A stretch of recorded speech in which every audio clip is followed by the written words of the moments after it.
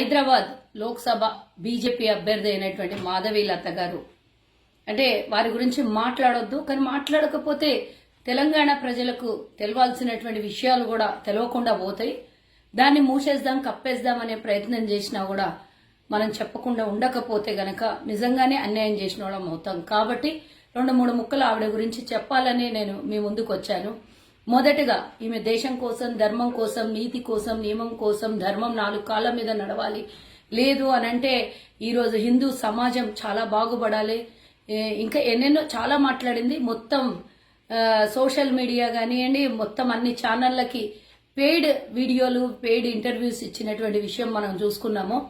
దాని విషయమే ఇప్పుడు లోక్సభ అభ్యర్థిగా ఉంది కాబట్టి ఒక రాజకీయ నాయకురాలుగా ముందు లేదంటే మేమేమి వ్యతిరేకించే వాళ్ళం కాదు, దీని విషయంలో మాట్లాడే వాళ్ళం కాదు. ఇప్పుడు ఒక అభ్యర్థిగా తన సొంతంగా ఏదో డబ్బా కొట్టుకునే ప్రయత్నం చేసింది. ఆ డబ్బా కొట్టుకునే ప్రయత్నంలో తనకున్నటువంటి అసలైన నిజాల్ని 2-3 ముక్కల్లో నేను చెప్తాను. తెలంగాణలో నిజంగా నమ్ముతున్నటువంటి అంధభక్తులకు కనువిప్పు కరగాలి, లేదా సామాన్య ప్రజలు మోసపోకుండా ఉండాలి అని వీరు చేస్తున్నటువంటి కొన్ని విషయాలు నేను మీ ముందుకు తీసుకొస్తాను. కరోనా సమయంలో అంతకుముందు ఈవిడ గురించి నాకు తెలియదు, మొన్న 2-3 నెలల నుంచే సోషల్ మీడియాలో చూస్తున్న తప్పించి ముందు ఆవిడ గురించి తెలీదు. కానీ కరోనా సమయంలో జరిగినటువంటి విపత్తు పరిస్థితిలో వాళ్ళది విరించి ఆసుపత్రి రోడ్ నంబర్ 1 బంజారాయిల్స్ లో ఉంటుంది. నా ఇంటికి కూతవేట దూరంలో ఉండేటటువంటి విరించి హాస్పిటల్. ఆ విరించి హాస్పిటల్లో ఈమె చాలా నీతులు చెప్తుంది కాబట్టి ఇవి నేను చెప్పాల్సి వస్తుంది. ప్రతి ఒక్క దగ్గర వైద్యం అన్నాక వికటించక మానదు, జరిగి తీరుతుంది. కొన్ని తప్పులు జరుగుతాయి, అందులో అనుమానమే లేదు. కానీ ఇక్కడ జరిగినటువంటిది ప్రతి 100 కేసుల్లో 50 మంది చనిపోయారు కరోనా సమయంలో. చాలా వీళ్ళ మీద ఉన్నటువంటి ఎలిగేషన్స్ ఇన్ని అన్ని కాదు. 6 నెలలు మరి హాస్పిటల్కి లైసెన్స్ క్యాన్సిల్ చేస్తామని మరి కేసు కూడా పెట్టడం జరిగింది. వీళ్ళకి 6 నెలలు ఆసుపత్రికి కూడా పర్మిషన్లు తీసేసినటువంటి విషయం మనం గమనించాలి. మరి ఎందుకు జరిగిందమ్మా?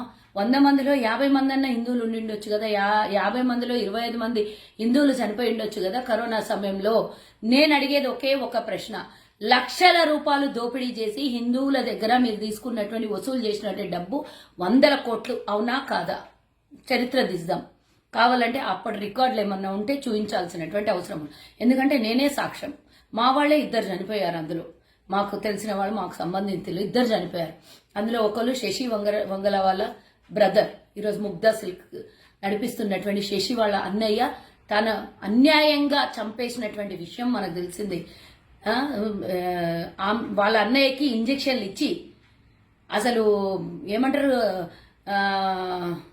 ఆయనకు సంబంధించినటువంటి రికార్డు కూడా పూర్తిగా తొలగించి, డేటా తొలగించి, ఆరోగ్య విషయంలో వాళ్ళు ట్రీట్మెంట్ చేసినటువంటి విషయము రికార్డు తొలగించి ఎందుకు చేయాల్సి వచ్చింది? పైగా వీళ్ళ మీద కేసులు పెట్టిరు. ఎందుకు పెట్టాల్సి వచ్చింది? వీళ్ళ నిజమైన ప్రశ్న, మా అన్నని చంపేసినావు అని చెప్పి స్టెరాయిడ్స్ ఇచ్చి, ఇంజెక్షన్స్ ఇచ్చి చంపినటువంటి విషయము, మూత్రపిండాలు డ్యామేజ్ కావడము, స్ట్రోక్ వచ్చి చనిపోయినటువంటి విషయం తెలియదా? ఇది యావత్ తెలంగాణ కాదు, ఆ రోజు అందరము ఒక రకమైనటువంటి సెన్సేషన్ న్యూస్ లో తల్లడిల్లిపోయినాం కరోనా సమయంలో. మరి ఆ టైంలో కేటీఆర్ని తీసుకొని తనకు పాజిటివ్ గా వచ్చేటట్టుగా ఆనాడు ఉన్నటువంటి ప్రభుత్వంలో కేటీఆర్ వీళ్ళకి ఎందుకు సహకరించాల్సి వచ్చింది? ఆ విషయం ఒకసారి తెలియాలి. మరి ఎందుకు వాళ్ళ కుటుంబ సభ్యుల్ని ప్రశ్నిస్తే ఎందుకు అరెస్ట్ చేయించాల్సి వచ్చింది? ఈమె చెప్పాల్సినటువంటి అవసరం ఉన్నది. అంతేకాకుండా భద్రాచల నివాసి అయినటువంటి మాజీ చైర్మన్ అయినటువంటి వాళ్ళు ఇదే ఆసుపత్రిలో చనిపోయినరా లేదా? మీరు నమ్మేటటువంటి శ్రీరామచంద్రుడు, మరి మేము కూడా కొలువు తీరిన దేవుణ్ణి మేము కూడా నమ్ముతాం, హిందువుల్ని మేము కూడా గౌరవిస్తాం. మరి ఆనాడు కాంగ్రెస్ హయాంలో వారికి చైర్మన్ గా చేస్తే, శ్రీరామచంద్ర స్వామి దేవాలయానికి ట్రస్ట్ చైర్మన్ గా చేస్తే, మరి మీ ఆసుపత్రికి వస్తే హిందువులు కదా మీరు, మరి హిందూ భక్తులు హిందువులను కాపాడేవారు, ఎందుకు మరి చనిపోయిండు అయినా చెప్పాలి. అన్యాయంగా 13 లక్షలు వసూలు చేసి చంపేసిన మాట వాస్తవమా అవాస్తవమా? మైల్డ్ కరోనాతో వస్తే మీ దగ్గరకు వచ్చి చనిపోయింది. ఇలాంటివి ఎన్నో కేసులు నేను 2 ఎగ్జాంపుల్ చెప్పిన. ఒకటి శశి వంగల వాళ్ళ అన్నయ్య, ఒకటి భద్రాద్రి దేవాలయం చైర్మన్, మాజీ చైర్మన్ అయినటువంటి వ్యక్తి గురించి. 2 మా వాళ్ళు నాకు బాగా క్లియర్ గా తెలుసు కాబట్టి చెప్తున్నా, తెలియని ఎన్నో ఉన్నాయి. ఇలాంటి ఆమె చాలా నీతి సూక్తులు చెప్తుంది. నేను అడుగుతున్నా, ఈరోజు ఆసుపత్రి హలోపతి నడుస్తుంది. మరి నిజంగానే మీ వాళ్ళు చెప్పినట్టే నేనేమి ఆవు గోమూత్రాన్ని గోపేడని నేను వ్యతిరేకించాను, కానీ ఒక మాట అడుగుతున్నా, మీరు హలోపతి తీసేసి హోమియోపతి పెట్టేసి అక్కడ గోమూత్రాన్ని ఆవు పేడని ఇచ్చి ఆసుపత్రిలో ఈ రోజు హోమియోపతిగా మార్చి లేదు అని అంటే ఆయుర్వేదిక్ ఆసుపత్రిగా మార్చి ఎందుకు ట్రీట్మెంట్ ఇవ్వలేకపోతున్నారు? ఎందుకంటే లక్షలు సంపాదించాలి, కోట్లు సంపాదించాలి. మీద అదే ధ్యేయం కదా, కమర్షియల్ కదా. కమర్షియల్ గా ఉన్నటువంటి వ్యక్తి ఈ రోజు వచ్చి నీతులు సూక్తులు చెప్తే ఎవరైనా నమ్మే స్థితిలో ఉన్నారా? ఇవన్నీ నేను కళ్ళతో చూశాను కాబట్టి మీ ముందు లైవ్ ఎవిడెన్స్ గా నేను చెప్తున్నాను. ఇది ఒక్కటే కాదు, తన బిడ్డల కంట చదువు పీయలేదంటే స్కూళ్ళకు పంపించలేదు. ఎందుకు? సమాజం మీద నమ్మకం లేకనా, లేకపోతే చదివించే బోధకుల మీద నమ్మకం లేకనా, తోటి విద్యార్థుల మీద నమ్మకం లేకనా, ఆడపిల్లలు అని అంటే గడప దాటొద్దనా? ఏం సనాతన ధర్మం చెప్తుంది ఆడపిల్లలను బయటికి వెళ్ళి చదివియొద్దు అంటుందా? మళ్ళీ ఐఐటీలో సీట్ సంపాదించిందంటే అప్పుడు పోవచ్చు. చిన్న పిల్లలు ఎల్కేజీ నుంచి 10th క్లాస్ వరకు చదివే పిల్లలు ఇంట్లోనే పెట్టి, అంటే నీలాగా నీకంటే డబ్బు ఉంది, అన్యాయంగా సంపాదించిన డబ్బు ఉంది, ఇంట్లో హోమ్ ట్యూషన్ పెట్టిస్తావు, హోమ్ స్కూలే ఏర్పాటు చేసుకోగలుగుతావు. మరి వేరే వాళ్ళు లేని వాళ్ళు పేదోళ్ళు ఇళ్లలో చదువురాని తల్లిదండ్రులు స్కూళ్ళకు పంపించొద్దా?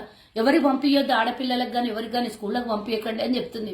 ఇట్లాంటి మాటలు మాట్లాడే వాళ్ళు ఈ రోజు ధర్మాన్ని కాపాడతాం, హిందూయిజాన్ని కాపాడతాం అని చెప్పేవాళ్ళు కేవలం ఎన్నికల సమయంలో బీజేపీ డబ్బా కొట్టి హిందువులను అడ్డం పెట్టుకొని, హిందూ సెంటిమెంట్లను అడ్డం పెట్టుకొని పబ్బం గడుపుకోవడానికి ఈవిడే వచ్చింది. నిజంగా హిందుత్వ భావన, హిందువుల మీద ప్రేమ ఉంటే ఎప్పుడో 20 ఏళ్ల కిందనే నువ్వు ఈ ధర్మాన్ని, నువ్వు మీ పిల్లల్ని ఏ విధంగా పెంచినావు అప్పుడే నువ్వు ప్రజలకి చెప్పడానికి బయటకు వస్తుంటివి. నేను ఈ మధ్య తప్పించి ఇంతకు ముందు ఎన్నడూ చూడలేను నిన్ను. కానీ గతంలో నువ్వేం చేసేదానివి అందరు చెప్పారు, కానీ నేను నా నోటితో నేను చెప్పదలుచుకోలేదు. నువ్వు ఈ రోజు లిప్స్టిక్లు పెట్టుకోవద్దు, లిప్స్టిక్లు ఎందుకమ్మా ఇవన్నీ నీకు? మహిళల గురించి మాట్లాడటము నువ్వు పాటిస్తే నీ ఇంటి వరకు ఉండు. ఎదుటి వాళ్ళని నువ్వు కించపరిచే విధంగా మాట్లాడితే నేను ఎందుకు అంటున్నా అంటే, నువ్వు గతంలో ఏం చేసేదానివే, ఏ సలూన్లో ఏం చేసేదానివే నేను నీకు మరి ఇంతకన్నా వివరంగా నేను చెప్పదలుచుకోలేదు. దయచేసి ఈమె చెప్పే అబద్ధాల మాటలకి ఎవరు కూడా భ్రమలోకి పోకండి.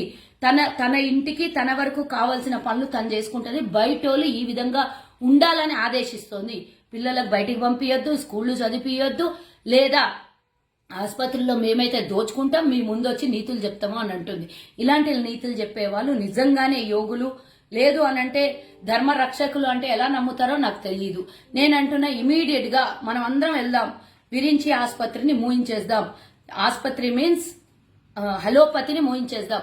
వీళ్ళకి ముఖ్యంగా ధర్మాన్ని కాపాడే వాళ్ళైతే ఈ రోజు వాళ్ళు హలోపతి వదిలేసి హోమియోపతికి వెళ్ళాలి. ఆసుపత్రి అందరికీ సేవ చేయాలి. ఉచితంగా సేవ చేస్తావా, నార్మల్ ఫీజు పెట్టుకొని సేవ చేస్తావా, అది నాకు అనవసరము. కానీ ఇన్ని లక్షల రూపాయలు ఎవరి దగ్గర దోపిడీ చెయ్యొద్దు.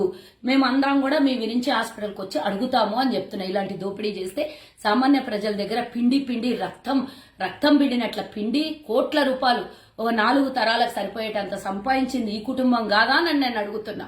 మొన్న కరోనా సమయంలో ప్రాణాలతో చెలగాట మాడుతున్నటువంటి మీలాంటి ఆసుపత్రులు మీరు వచ్చి నీతులు చెప్తే మేమందరం నమ్మాలి. నా తల్లి దొరసానమ్మా, ఇలాంటి నీతులు నువ్వేదో హిమాలయ అడవుల నుంచి రాలేదమ్మా. నువ్వు ఈయనే బంజారాయిల్స్ లో ఉన్నదానివి. నీ గురించి డేటా తీస్తే దొరకదా నువ్వేంటి అనేది? నువ్వు వచ్చి ఈ రోజు ఉపోద్ఘాతాలు చెప్పినంత మాత్రాన మీడియా ముంగల కూర్చో, ప్రతి ఛానల్ ముంగలు నువ్వే, ప్రతి దాని ముంగలు నువ్వే. ఛానల్ ముంగలు ఎందుకు కూర్చుంటున్నావు? దేశ సేవ చేయాలి, రాష్ట్ర సేవ చేయాలి, ప్రజల సేవ చేయాలి. ప్రజల వద్దకు పదా. ఓన్లీ ఉట్టి గివే మాటలు ధర్మం అని మాట్లాడి ధర్మం 4 కాళ్ళ మీద ఎప్పుడు నడుస్తుంది తెలుసా? అందరినీ కలుపుకొని పోయి అందరిని నా బిడ్డల్లాగా అని చూసుకుంటే ధర్మం 4 కాళ్ళ మీద నడుస్తుంది. ధర్మానికి గంతలు కట్టేది అందుకోసమే, న్యాయదేవతకి. కాబట్టి ఆలోచించి ఇట్లాంటి వాళ్ళు మస్తు వస్తారు. ఇప్పుడు ఎన్నికల సమయంలో చెప్పేటాళ్ళు చాలా మంది సోది చెప్పేటోళ్ళు వస్తారు. ఇట్లాంటి వాళ్ళు నేనైతే ఈమెను సోదమ్మ అనుకుంటున్నా. ఇట్లాంటి వాళ్ళు చాలా మంది వస్తారు. ఆలోచించుకొని తెలంగాణ ప్రజలు ఇట్లాంటి వాళ్ళు వస్తే మనం దగ్గర దిద్దామా?